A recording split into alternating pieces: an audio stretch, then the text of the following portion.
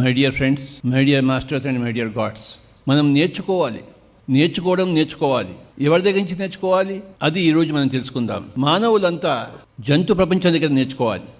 ఒక కుక్క దగ్గర ఎలా ఉండాలో నేర్చుకోవాలి, ఒక పిల్లి దగ్గర ఎలా ఉండాలో నేర్చుకోవాలి, ఒక కాకి దగ్గర ఎలా ఉండాలో నేర్చుకోవాలి, ఒక పిట్ట దగ్గర ఎలా ఉండాలో నేర్చుకోవాలి, ఒక చేప దగ్గర ఎలా ఉండాలో నేర్చుకోవాలి. ఈ జంతు సామ్రాజ్యం ఉన్నది ఈ మానవులకి నేర్పించడం కోసం. అవి మాట్లాడవు, చక్కగా జీవిస్తాయి. మనం ఎందుకు మాట్లాడుతున్నాం? అనవసరంగా మాట్లాడుతాం. మనం ఎందుకు అలా ఉండలేం? ఆ కుక్కను చూసి నేర్చుకోవాలి, ఆ పిల్లిని చూసి నేర్చుకోవాలి.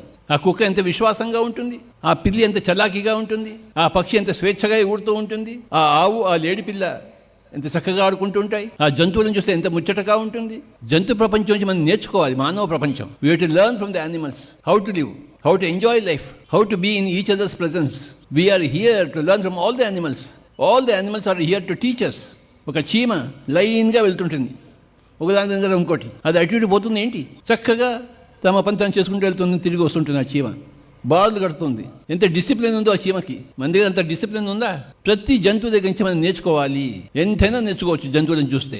దత్తాత్రేయులు వారు 24 జంతువుల దగ్గర నుంచి నేర్చుకున్నారు. ఆయన ఒక పాము దగ్గర నుంచి, ఒక గద్ద దగ్గర నుంచి, ఒక ఎలుక దగ్గర నుంచి. వినాయకుడు ఎలుక దగ్గర నుంచి నేర్చుకుంటాడు, విష్ణుమూర్తి గద్ద దగ్గర నుంచి నేర్చుకుంటాడు, పార్వతీదేవి పులి దగ్గర నుంచి నేర్చుకుంటుంది, పరమశివుడు నంది దగ్గర నేర్చుకుంటాడు. వాళ్ళు ఊరికే పెట్టుకోలేదు, ఆ జంతువులను నేర్చుకోవడానికి పెట్టుకున్నారు. They learn from the animal kingdom. జంతువులందరూ teachers for human beings. They are silent teachers. We should be extraordinary disciples of those silent teachers.